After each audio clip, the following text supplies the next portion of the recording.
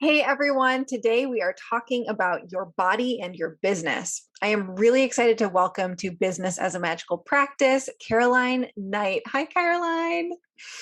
Hi, Sam. Thank you for having me here.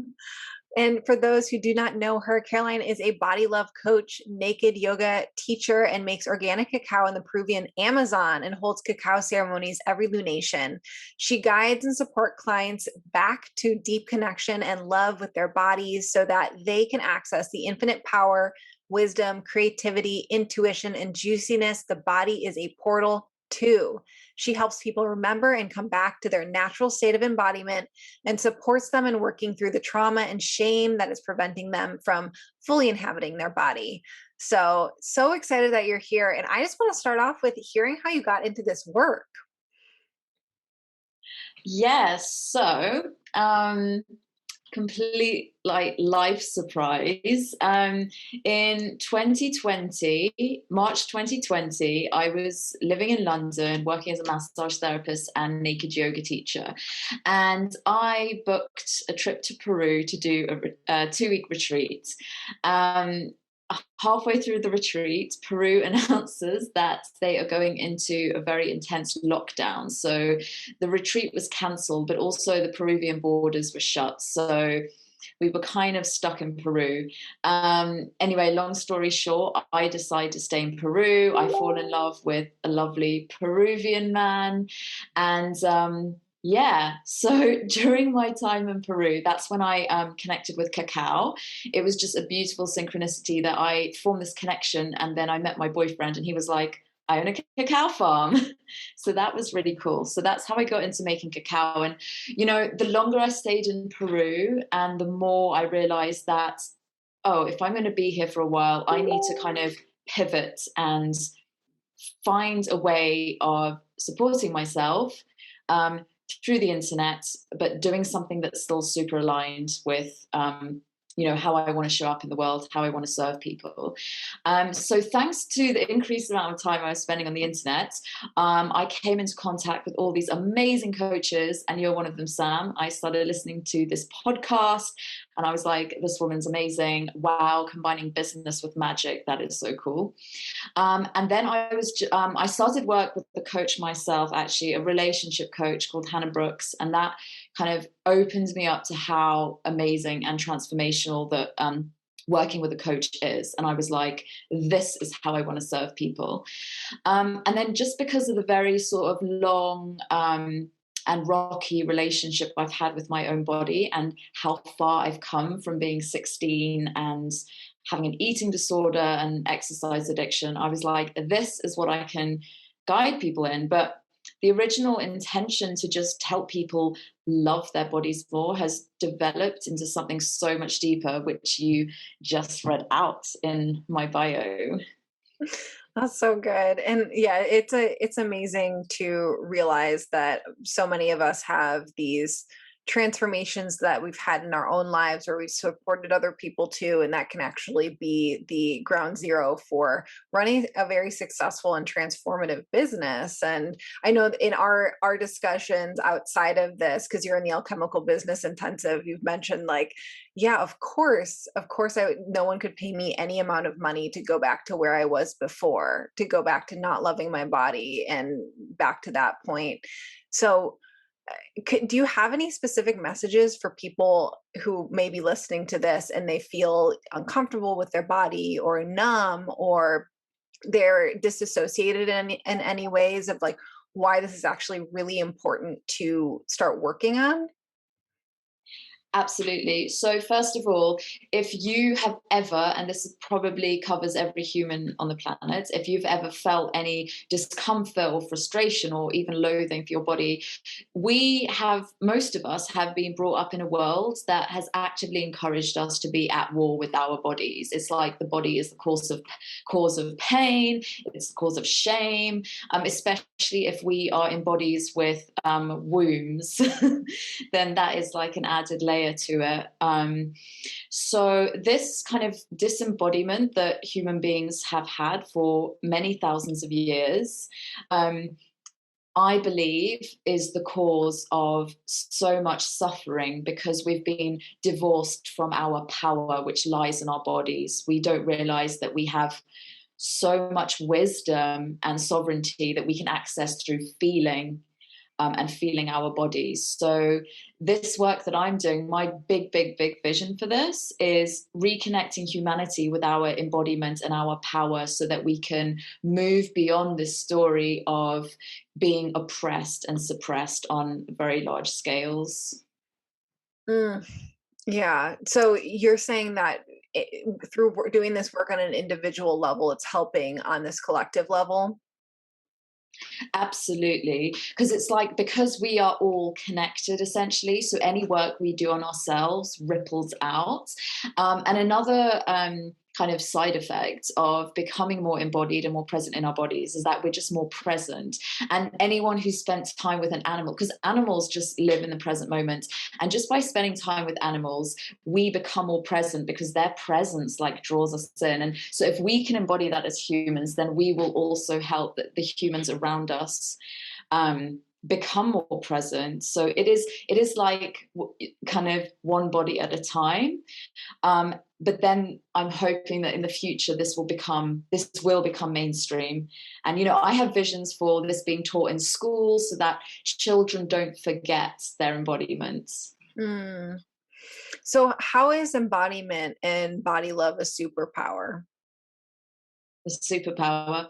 Okay, so our bodies contain all the wisdom that we need. It's just that, just saying that sounds far out in the context of like medical science, that treats all bodies like the same.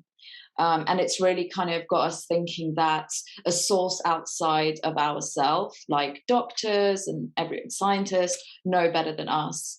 And in the context of humans being disembodied, then yes, maybe that is true. But when we come back to feeling our bodies, we start communicating again with our bodies, and the body relays us everything that we need to know, not just for our physical health, but like connecting to our soul as well. So if we have that connection, for me, that is like pure sovereignty, because we can start making decisions based on what is true for us and not relying on things and people outside of ourselves. Mm. That's so good. And it's interesting for myself, and just what you're saying of the power of feeling emotions in your body. And just recently, I've come to this, like in the last few months, come to this serious realization that it is such a important piece in marketing, at least for myself and for most people that I work with, is being sensitive to feelings.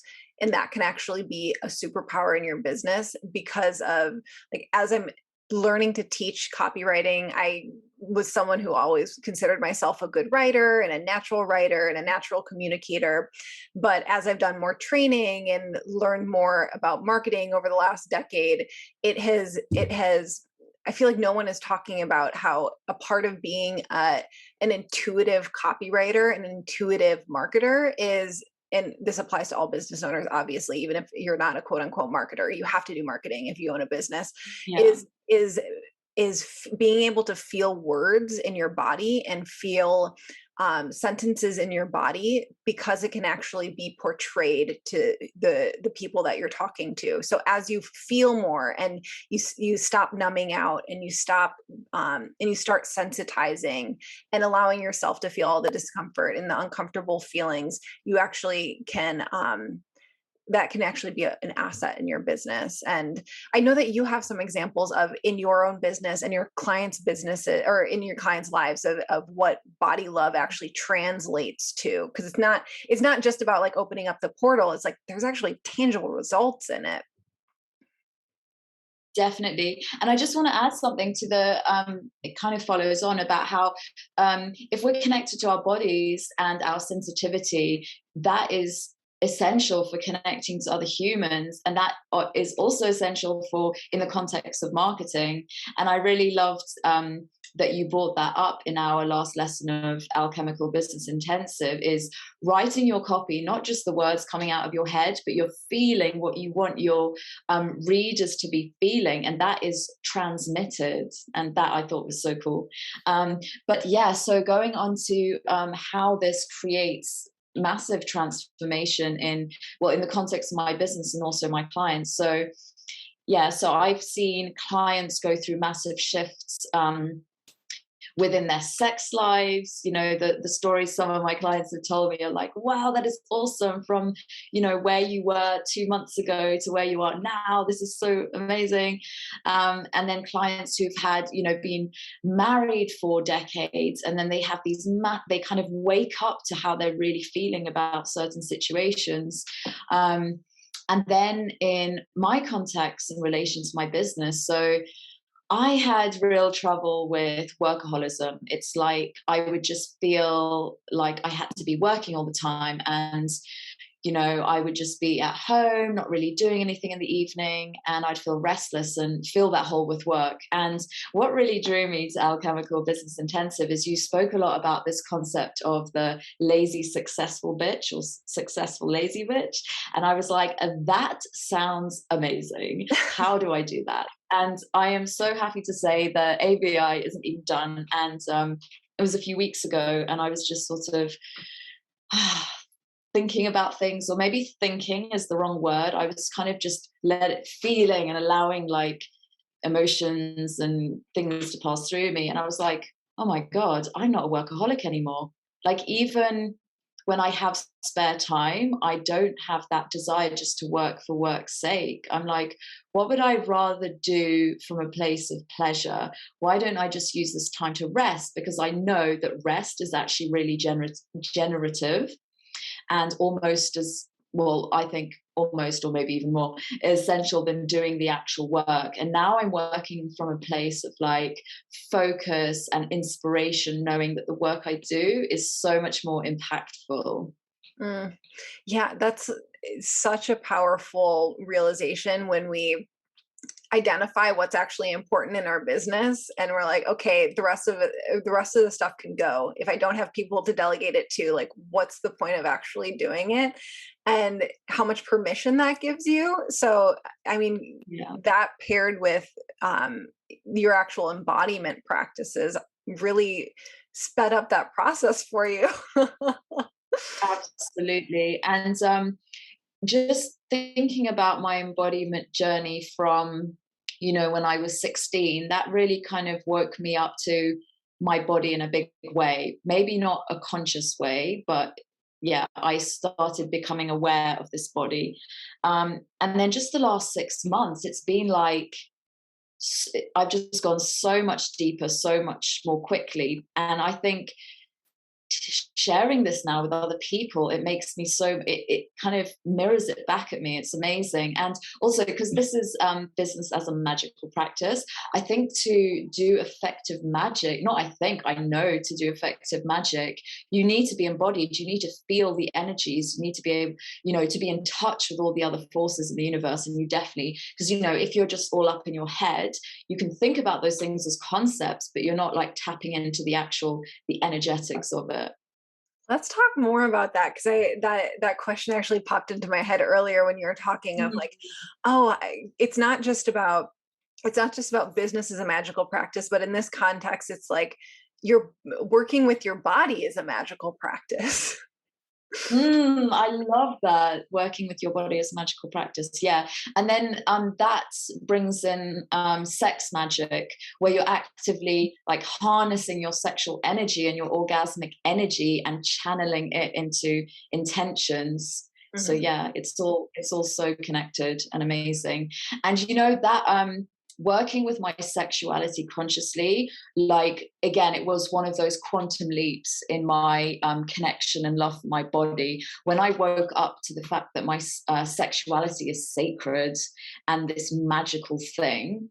That just like, you know, I just bowed down in reverence to my body. I was like, you're amazing, and how you look is so secondary um to what you can do. But it's kind of interesting because it's like the more you let go of how your body looks, the more beautiful your body actually appears to you, because the mind really distorts body image, like in such a big way. So if you're looking at your body through this lens of looking for imperfections and expecting it to be a certain way, that like distorts how your body looks. And if you're looking at through these eyes of like, you're amazing, you're a miracle, you will just look more beautiful. You know, there's I don't know if there's like a scientific explanation for that yet, but yeah, that's just what I've noticed of how like I now remind myself that I can't, how I perceive my body with my eyes isn't, a lot of the time isn't that accurate, because I just know how many factors play into body dysmorphia. So many factors. So yeah.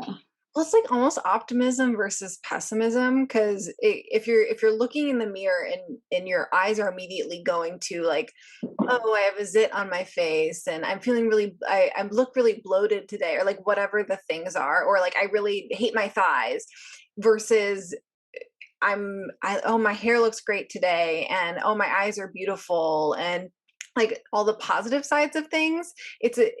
I feel like you see this just in general, the general mindset of person outside of life, of how do you react to a situation when a friend cancels for lunch and you assume that it's because they hate you and Mhm. they didn't want to spend time with you, versus like, oh, awesome, like, well, we're scheduled for another time and I can use this time to like go for an amazing walk in nature. Like, same exact circumstance, like your body is like a circumstance in front of you. And I know body dysmorphia is a completely different thing than just that, but I'll stop babbling. Oh, you just reminded me of another example I wanted to give from a client.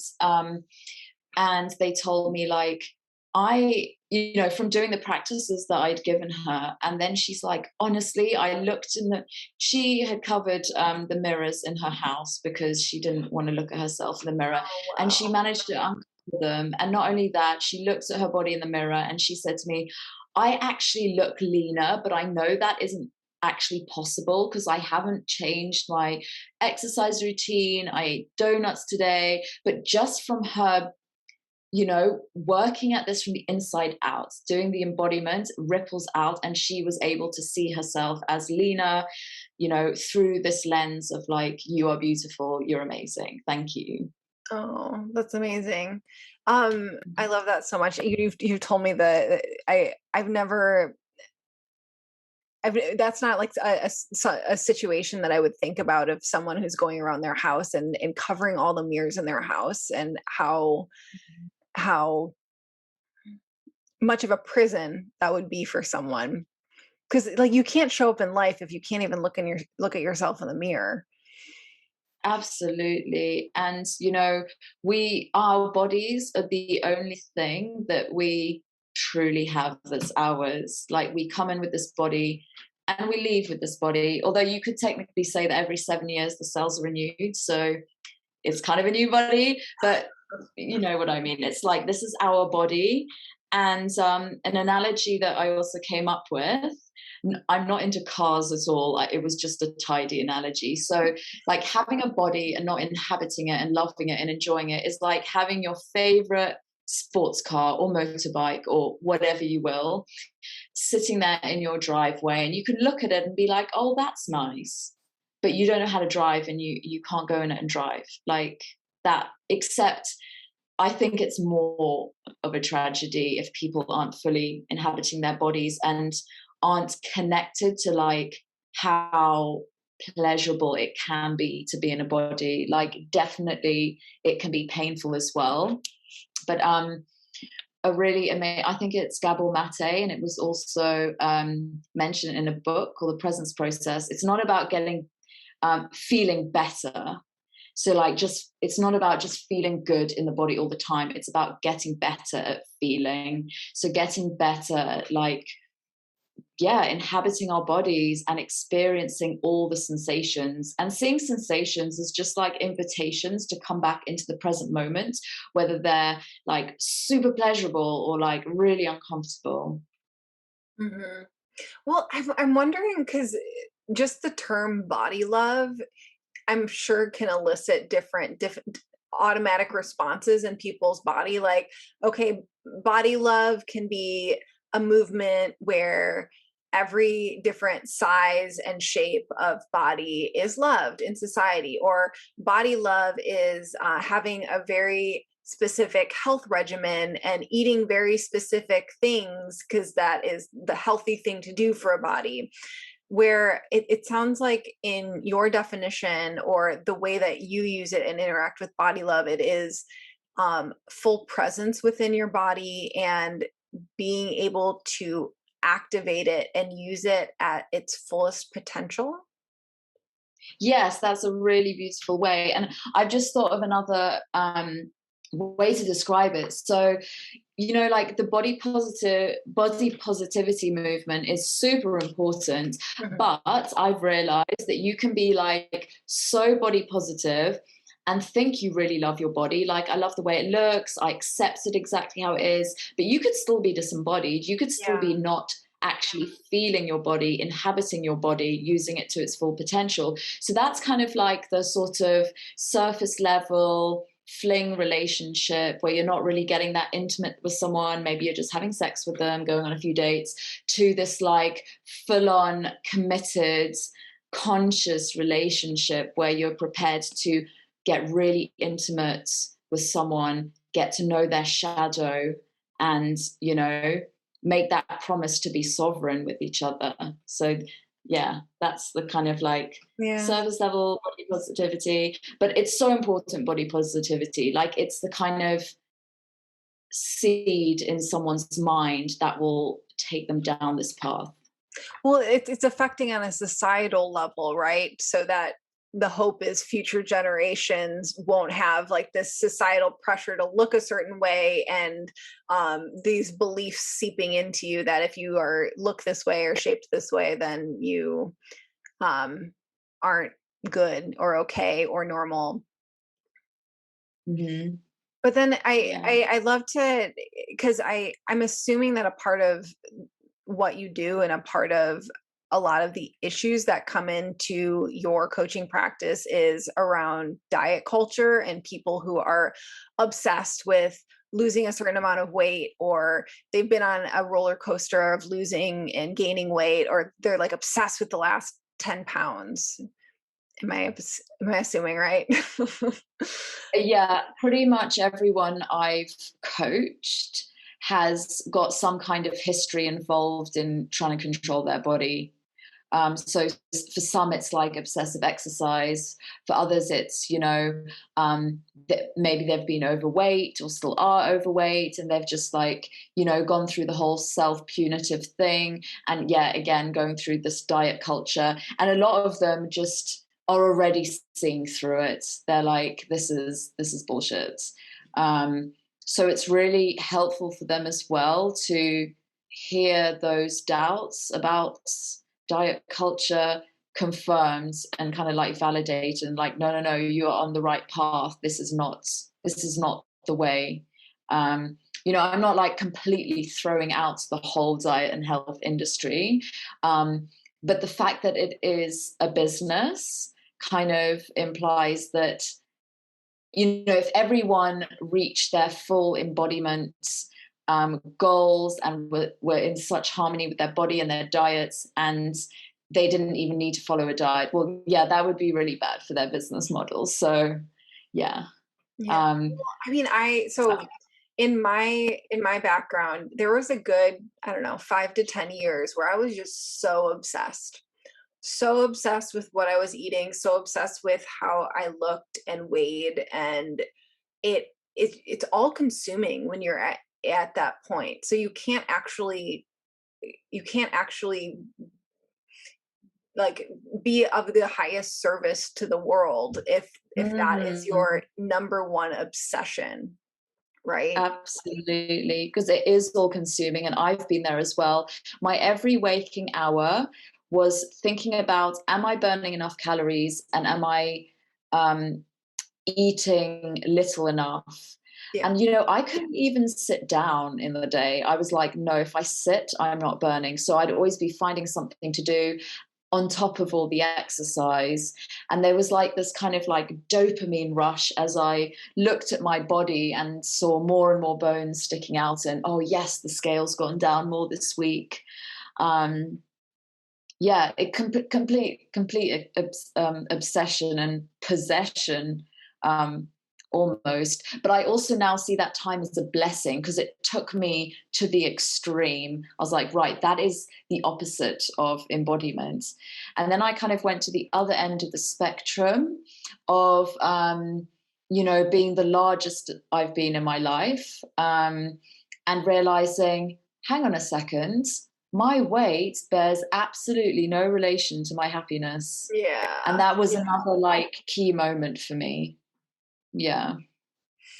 That's so important. I mean, it's also if people can realize the revenue in their business has very little impact on your happiness too, because you'll bring Mm. all your shit with you no matter where you're at in your business. Usually, I mean, there's always that's not 100% true, because like if you're below poverty level, if you're making nothing and you can't support yourself, then like that's like they have studies around this. That's when making more money obviously impacts happiness. But like beyond that sufficiency point, there's no evidence that it has any impact on your happiness. So such a reflection with your body too. Yeah. I will say, looking at the journey I've gone on with my body and how I relate to relate to her, it's given me so much confidence that all the remaining blocks, like for example, in the area of money, perhaps, I'm like, if I go through it with my body, I can get through any kind of stuff that's still lingering. So that's pretty awesome. Mhm. Yeah. No, I feel that. Go ahead. And also, I feel like because the body stores everything, so any kinds of issues we're having in our lives, it's like it's there, it's in the body. So come back to the body, go in there. It's scary and it might be painful. It probably will be in some way, but it's totally worth it, rather than staying in a kind of like limbo of numbness. Hmm. Well, it's so eh, for all the people listening, like we're all magical people. So there's like some sort of knowledge that our shadow impacts our unconscious mind impacts how our reality and what happens in our lives. But just from what you're saying of trauma is stored in your body. So it is your body being this center point of the world that is rippling out from you. If you can't address the trauma, address the numbness, address the um, discontent, it's going to in some way it is in some way impacting what your current reality is. Yes, totally. And it's like, um talking therapy, I think, definitely has its place, but we can't like hack the matrix, so to speak, just from um you know oh, hang on a second, I've got a better Yeah. got a problem. If you've got a problem in your computer, there's no use trying to like fix the problem by trying to rub something out on the screen, and that's like trying to go at it through the mind and think your way through. That's not gonna do it. You might come to some tidy theories that might make you feel better for a while, but ultimately what's inside you in your body, and the body, the way I look at it, it like connects us to the deep unconscious, which is where the shadow lies, and also then beyond that you could say like the collective Mhm. unconscious. So I'm guessing that ceremony plays a part in this then. Yes. So um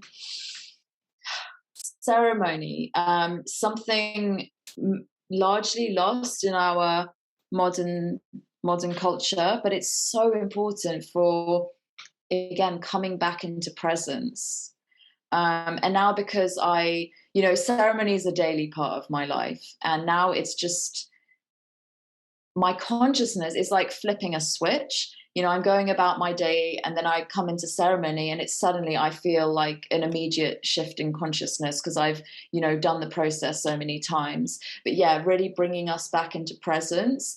And then once we're connected and we're present, it's like, it's so much easier to be still, drop into the body. And then if we do that with other people, it's just like enhanced. So the cacao is a plant medicine as well.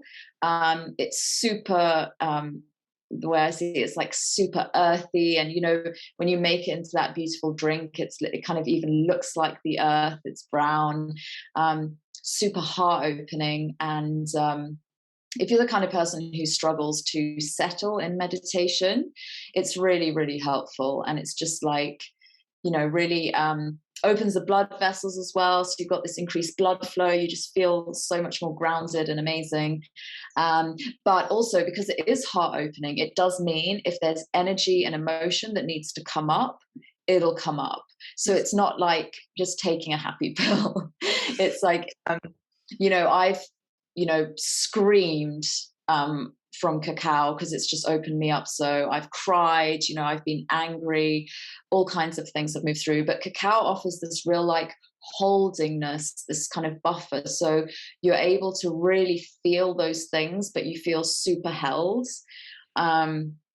Yeah, so so the cacao ceremonies that I lead, it's not just about, the kind of, what's that? The whistles and bells, is that a phrase? Not just about like the lovely aesthetics of ceremony. It's about encouraging people to drop deeply into their bodies as well.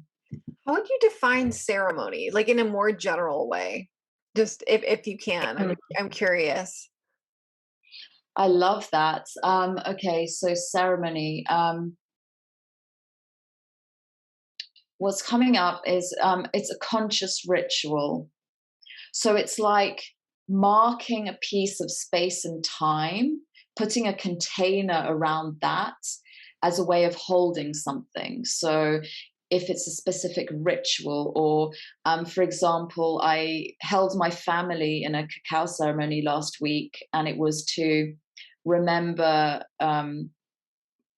Not remember, but my grandmother passed away recently. So I thought it would be nice to share my cacao with them because they hadn't tried my cacao before and do that. And it was really powerful. And my mother, whose mother it was that passed away, she said it was incredible. And since that ceremony, she's just really seemed a lot more grounded. And I'm sure Mama Cacao played a role, but I think it was just coming together with that consciousness in that held container is just so powerful. Mm, yeah. No, I see that. I was just curious from because you were saying that ceremony is a part of your daily practice, and I was curious what the Mm. difference was between habits or rituals, just from in terms of I knew there had to be something. So now I think for me personally, ceremony and ritual are kind of one and the same. Hmm. So if I'm doing a ritual, to me, it will be a ceremony as well, opening the space, closing the space again. Yeah. Mm-hmm. Sam, I just remembered I was going to lead everyone in a meditation. Yeah. I was just about to prompt you for that. So, you guys, Caroline is going to take us through a mini body love meditation. So, get comfortable, pause the podcast if you need to, and um, I'm really excited. I'm going to mute myself. Amazing. Okay, so get comfortable however you are. So if you're sitting, or if you want to go lie down and come into a resting pose and feel yourself supported by whatever surface you're on. And we're going to take a nice big inhale in and let out a big sigh.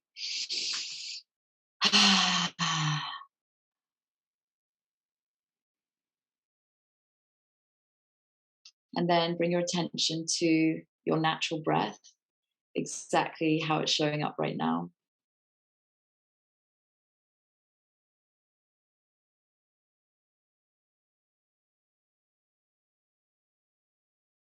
feeling the sensations of your breath. So maybe that's a change in temperature, the tickle in your nose, or the rise and fall of your chest. And then start to lengthen your inhales and lengthen your exhales, taking in more air.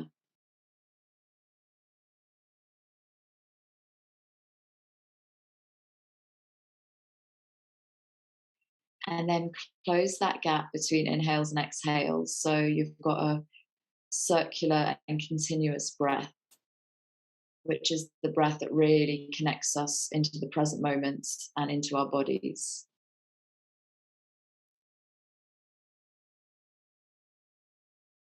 So noticing the cyclical nature of this breath and how for every expansion there's a contraction as well.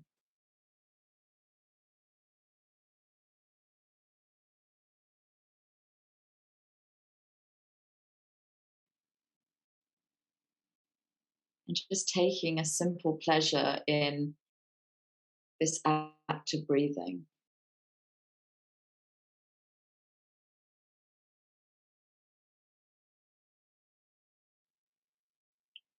And now spreading that awareness out from your breath so that it covers the whole of your body.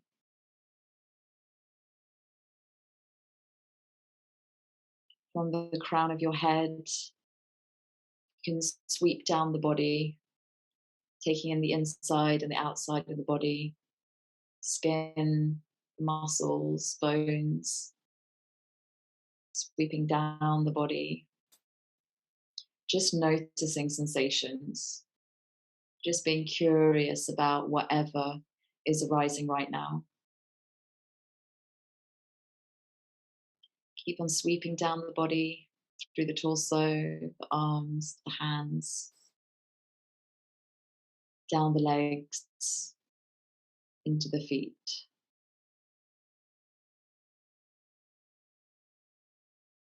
Really noticing yourself here in this moment. Keeping that conscious, connected breath going as well.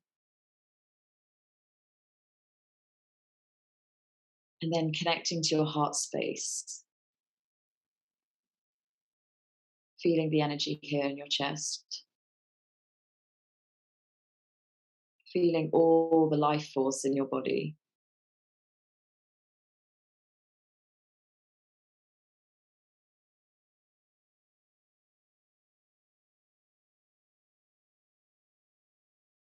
And then creating the sensation of gratitude.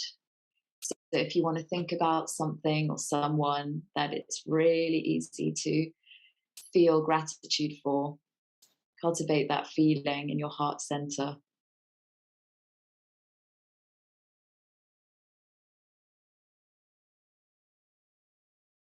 Stay connected to that feeling and imagine it expanding, expanding out,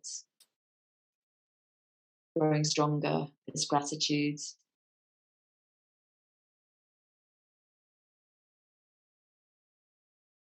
And then imagine this gratitude enveloping your whole body, passing through every single cell,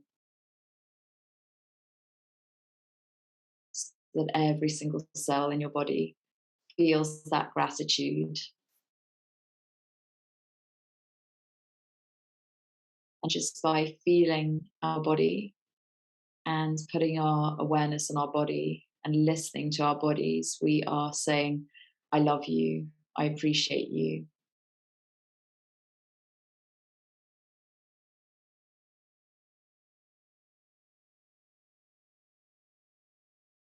And for some of us who might have not been in this conscious dialogue with our bodies for a long time, it might take a bit of time to re-spark that connection, that bond of trust. But your body is so open and waiting for you. And your body is receiving this gratitude.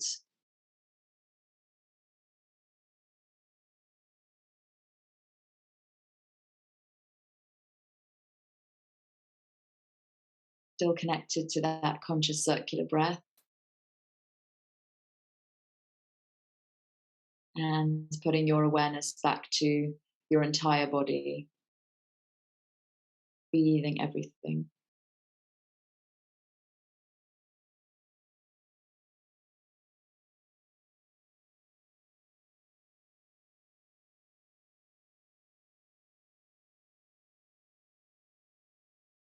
And in the space of stillness and listening, your body has a chance to communicate with you in sensations and feelings. And the more you sit in stillness and listening, the more that your body will share its wisdom.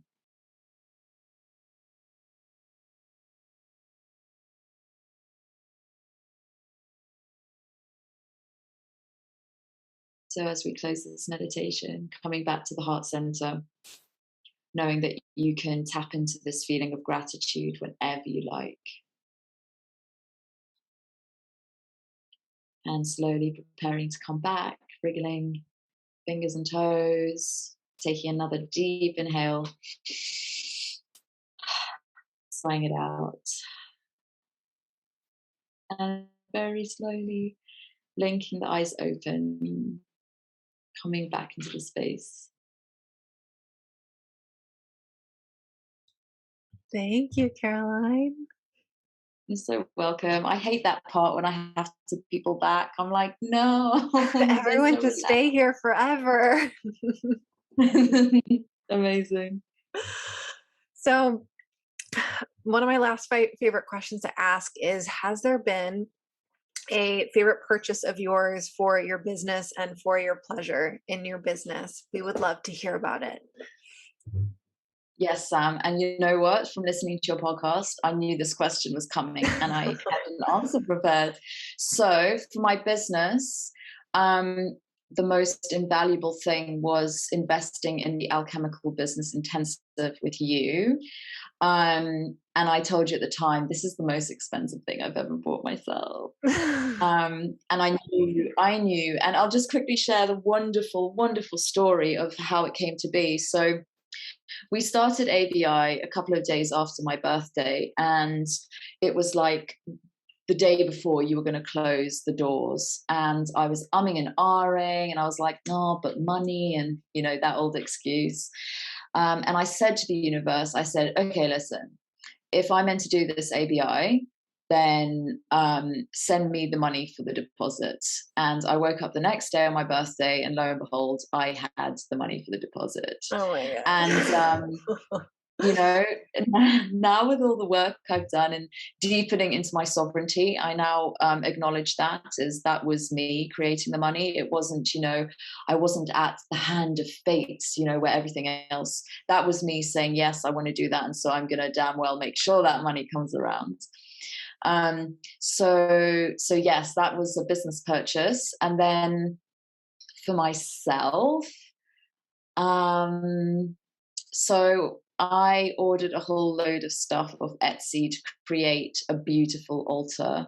Oh, Um, yes, there was an obsidian knife, there was a carnelian bowl, a beautiful crystal decanter, this beautiful, I'm looking at it now, this beautiful kind of goddess vase. She's got her legs open with her yoni there and her boobs, and it's great. oh, so Um, good. yeah, those were just some of the nice things I've treated myself to. Oh, those are awesome. You'll have to send me a picture. I want to see them. I want to see all the things. I will send it to you. Oh, well, awesome. Thank you so much, Caroline. Where can people find you online? How can they go deeper with you and take next steps? Absolutely. Okay, so for the body love work, I'm on Instagram at Your Body Is Your Freedom. So if you go there, I've got a link tree with all the goodies that I offer people. And then also the cacao side of things at Jungle Cacao Peru on Instagram. And again, there's a link tree that can take you to the website if you want to sign up for a cacao ceremony, buy cacao, all the things. But yeah, those are the two touch points for now. Awesome. Okay, everyone, go check out Caroline on the internet, and you all have a lovely week.